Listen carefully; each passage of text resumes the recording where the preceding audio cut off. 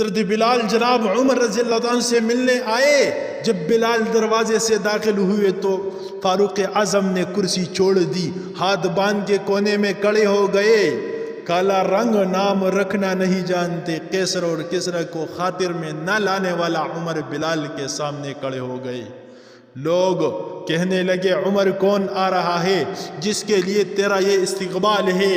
حضرت بلال رضی اللہ تعالیٰ عنہ آئے، کہنے لگا امیر المومنین کیا کر رہے ہو؟ عمر نے بازو پکڑا اور اپنے کرسی پر بٹھایا. حضرت بلال کہنے لگے حضور میں غلام ہوں، مجھے تو طریقہ بھی نہیں آتے ان کرسیوں پر بیٹھنے کی، میں غریب ماں کا بیٹا غلام باپ کی اولاد ہوں.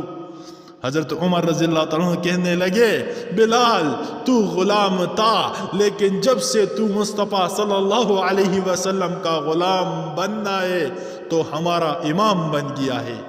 اب تو امام ہے.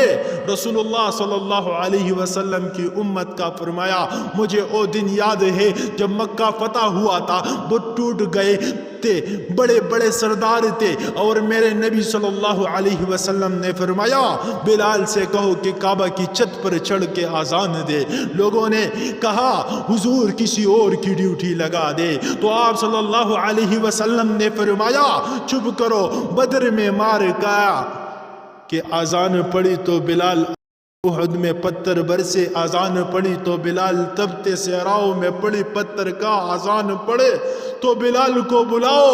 اور آج اگر اللہ نے عزت دی ہے تو میں لوگوں کو دیکھا کہ بلال کو عزت نہ دوں. فرمایا کوئی اوپر نہیں چڑھے گا، ابو بکر بھی نہیں، زبیر بھی نہیں، عمر بھی نہیں، نیچے عثمان بھی نیچے، علی طلحہ بھی نیچے، لیکن آج یہ حبشی غلام کعبہ کے چھت پر چڑھے گا اور میں دنیا کو بتاؤں گا کہ عزت اس کے پاس ہوتی ہے جو رسول اللہ صلی اللہ علیہ وسلم کا غلام بنتا ہے.